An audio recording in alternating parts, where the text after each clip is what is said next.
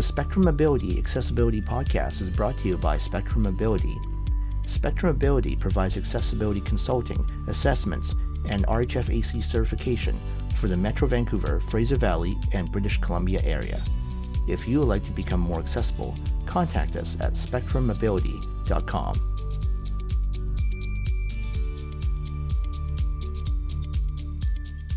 Hello and welcome to the Spectrum Mobility Accessibility Podcast. This is Arnold coming to you from Vancouver, British Columbia, and this is episode number 2. And today we're going to be talking about what accessibility is.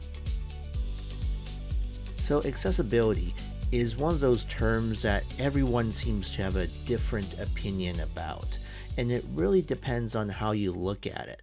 So for our purposes, we're going to link it to people with disabilities because that's what this podcast is all about, really. So I'm going to toss around a couple of different definitions on accessibility, and one of them is going to be from the Rick Hansen Foundation, and the other is going to be from the Canadian Standards Association.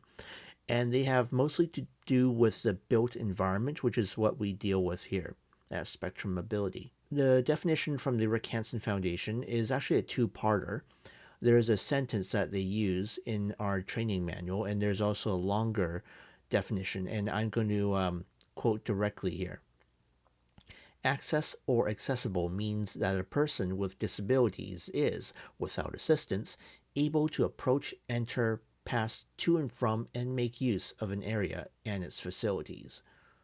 And then further down it goes, and I quote, there are many different variations on what accessibility means and what goals a focus on accessibility should achieve for people with disabilities.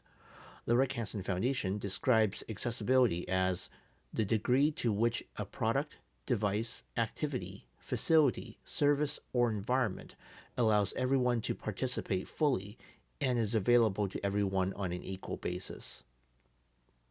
Here's another definition from the Canadian Standards Association. They say that accessibility is, and I quote, a site, building, and its facilities that can be approached, entered, and used by people, including those with physical, sensory, or cognitive disabilities. As you can tell by the two definitions, they are both very vague and very specific at the same time. But the ultimate point of both of them is that it's something that is usable. That is what accessibility is.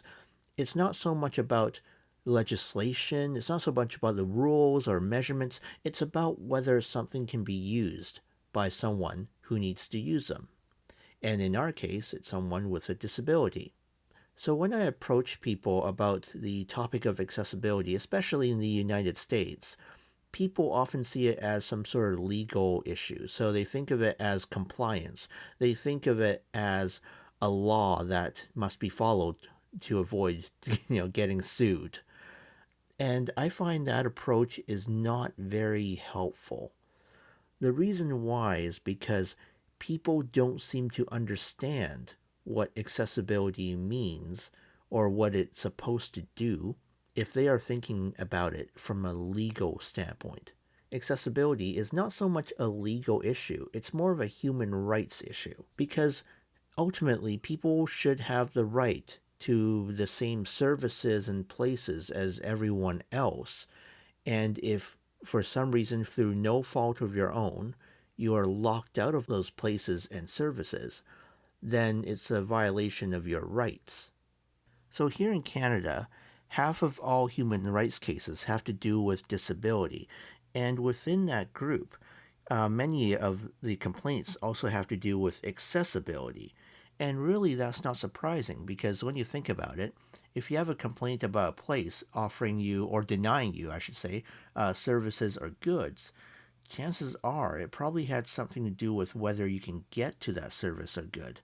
And that is, of course, an accessibility problem. So what's preventing us from improving accessibility? Many people point to the fact that Canada has no accessibility legislation like the US.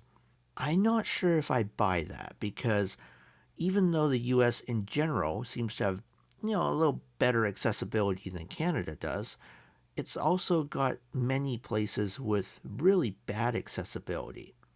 And part of the reason is because of what I just stated.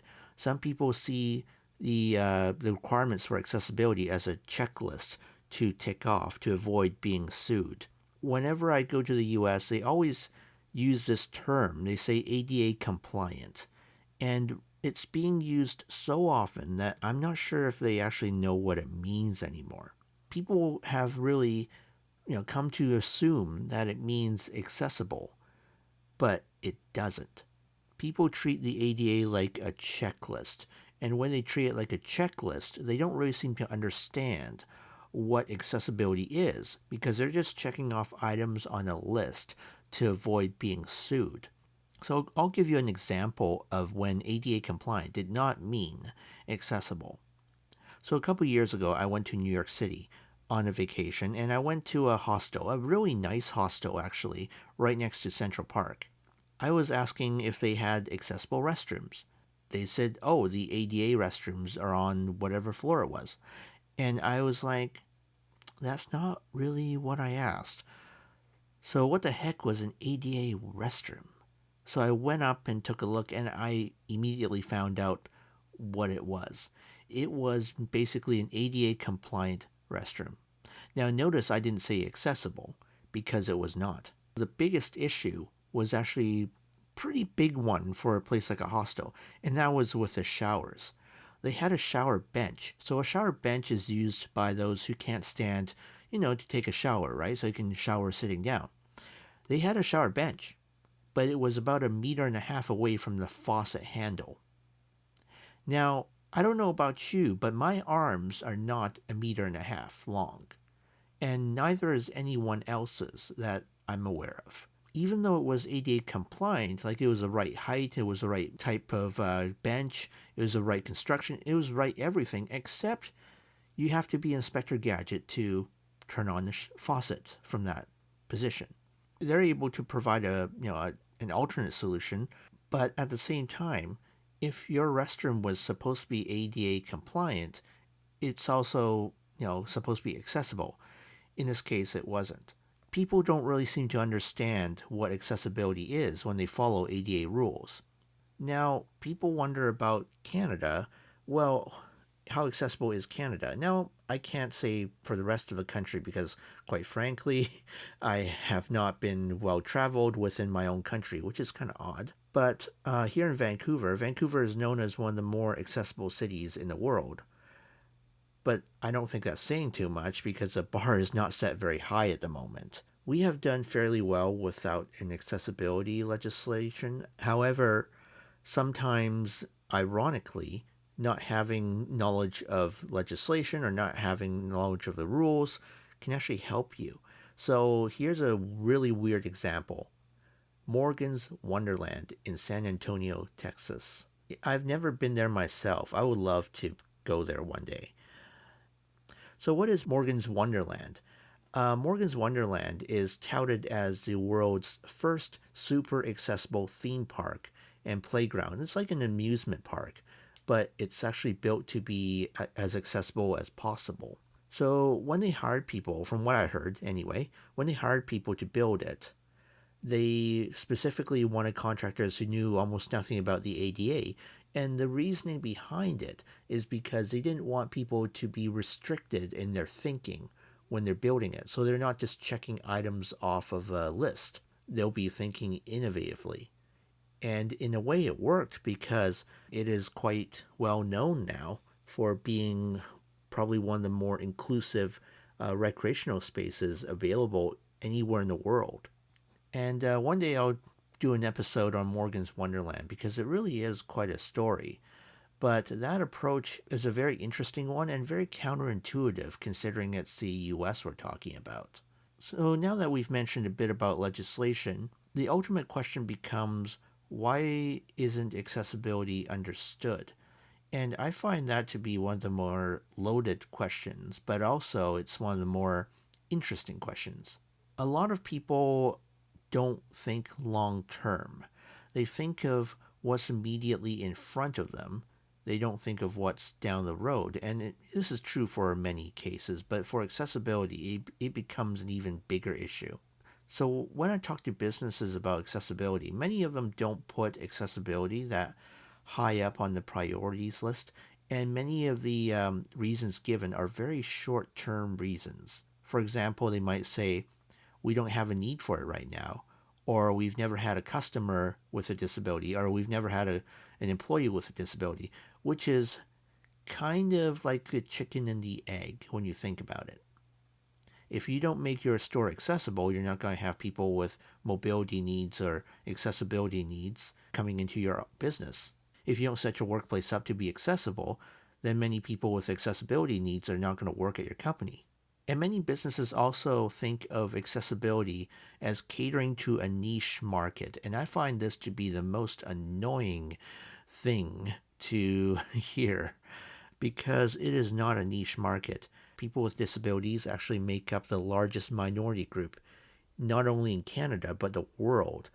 And the ratios are more or less the same throughout many countries, most countries.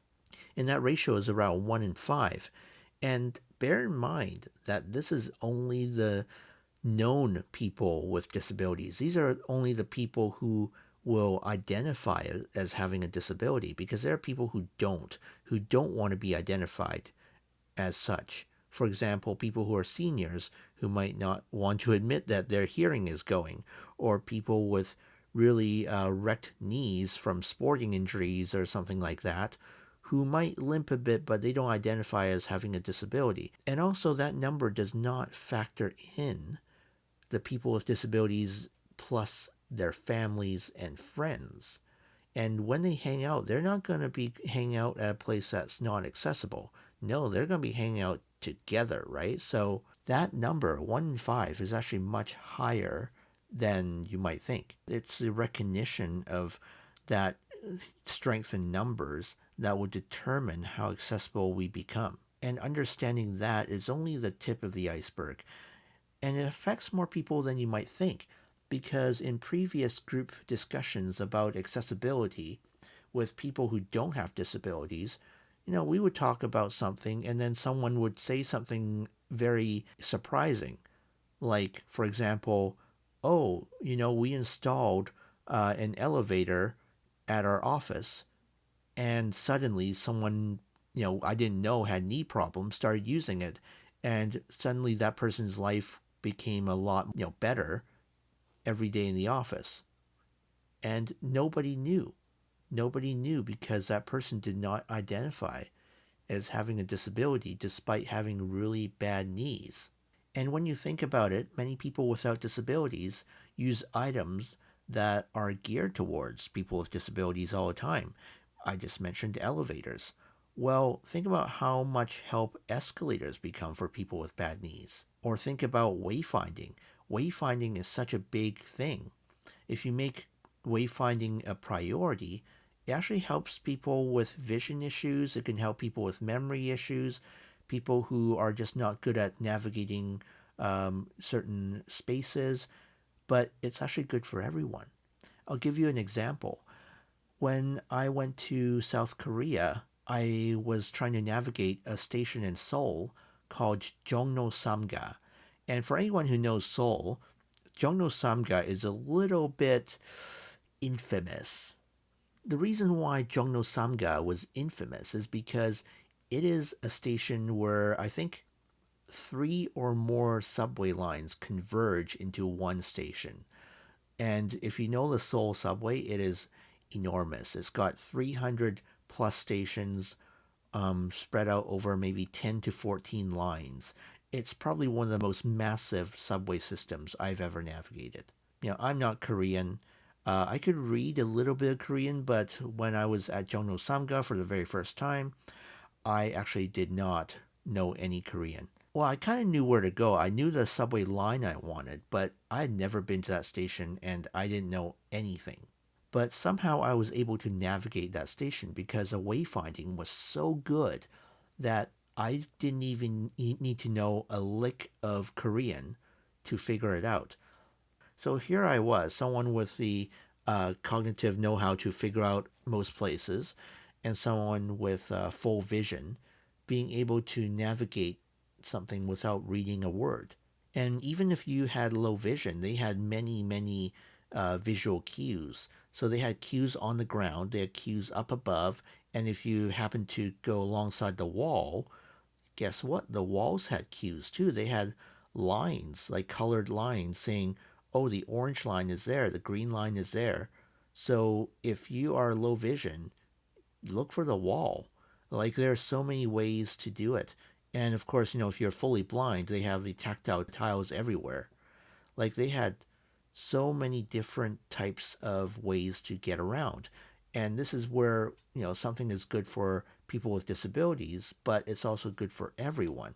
And really, I think that's what people need to start thinking.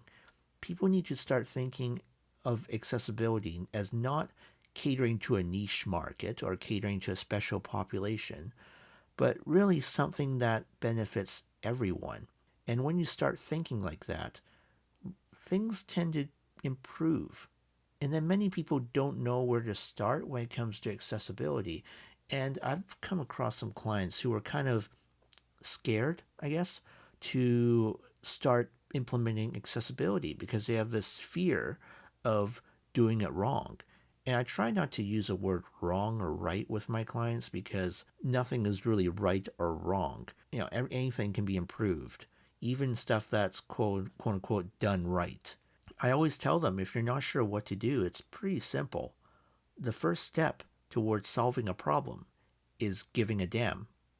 And this is advice that I use with almost all my clients. Because once you start caring or giving a damn, things tend to just start improving. So I'll give you 2 examples. I've been to a brand new building with massive accessibility problems before. And I've been to pretty old buildings with very few accessibility problems. And people might be surprised to hear about that because they think, oh, newer buildings must be more accessible. Not necessarily. Many people don't know that if you neglect accessibility, it doesn't matter how new your building is. You're going to make yourself inaccessible. And if you don't care about it, you're going to remain that way. But if you care about accessibility, it doesn't really matter how old your building is. You will always find a way to improve. And one more thing before I wrap up, one more accessibility assumption is that people think that the building code is accessibility. No, it's not. Just because you follow building code doesn't mean you're accessible. Think about it from a logical standpoint. Every building out there is required to follow building code. They're legally required. If the building code really guaranteed accessibility, then technically, following that logic, all buildings should be accessible. But no, that's not the case. Many buildings are not, even if they follow building code. And here's a scary tidbit from the Vancouver building code, is that it does not require an area of refuge. Now, why is that important? Well, because if there's a fire, areas of refuge often have separate oxygen supplies so that you can hide out in there and you would be safe from hopefully from the flames and the smoke until help arrives. But if your fire stairwells do not have areas of refuge and you're in a wheelchair, or if you are in a mobility scooter or something, then you're in big trouble. And that's why building codes do not equal accessibility, because there are many gaps in the code. So that is this episode on what accessibility is. I hope I covered most things. I don't think I covered everything because accessibility is such a big topic. That's why we have a whole podcast on this. But I'm pretty sure in the upcoming episodes we'll cover other topics more and more to fill up these gaps that we probably have not filled in this episode. So the next episode, we're going to be talking about accessible transportation, because that is probably the most problematic issue going on out there right now. Because it doesn't matter if you have an accessible building, if you can't get to it, then what good is it? So until next time, this is Arnold. Stay accessible. The Spectrum Mobility Accessibility Podcast is brought to you by Spectrum Mobility. Spectrum Mobility provides accessibility consulting, assessments, and RHFAC certification for the Metro Vancouver, Fraser Valley, and British Columbia area. If you would like to become more accessible, contact us at spectrummobility.com.